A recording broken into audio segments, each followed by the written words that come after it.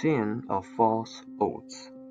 Let your yes be yes, and no be no. Anything more than this comes from the evil one.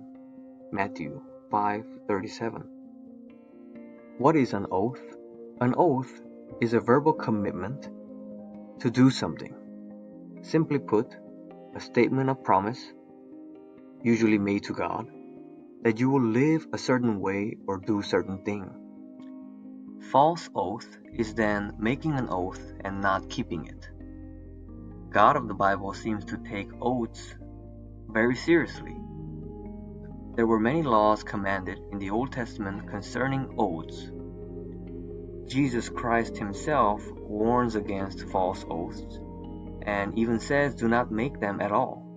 It is better to not make an oath at all than to make an oath and possibly not keep it. Two major areas of false oaths in the world generally are in people's promise to keep good faith in their marriages and professions.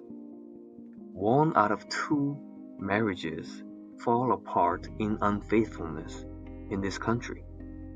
Where did those vows go? How about keeping good faith in professions? The doctors swear they will be good stewards of the sick, but how often do we hear of doctors sexually assaulting patients or making jokes over bodies during surgeries? The lawyers swear they will maintain justice, but are lawyers known for maintaining justice or finding legal loopholes? Politicians swear they will be good representatives of the people for their welfare, but are politicians swearing to push forward people's best interests or their personal agenda?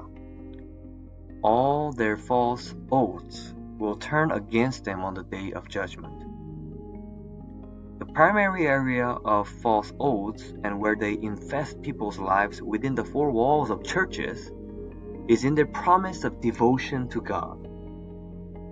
You might see and hear preachers in churches calling people to make a determination or make what is called an altar call.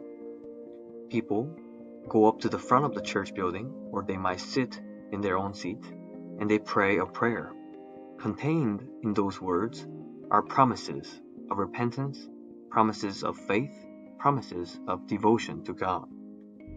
But how much of those words fall to the ground? How many of those people actually keep their promises? If all of them did, America would already be the most holy country in the world.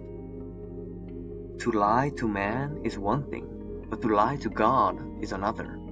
Every careless word you speak will come bite you in the end. So what false oaths have you made to God? Pay your vows to God. Turn to Him in all sincerity, for God does not take delight in vows of fools.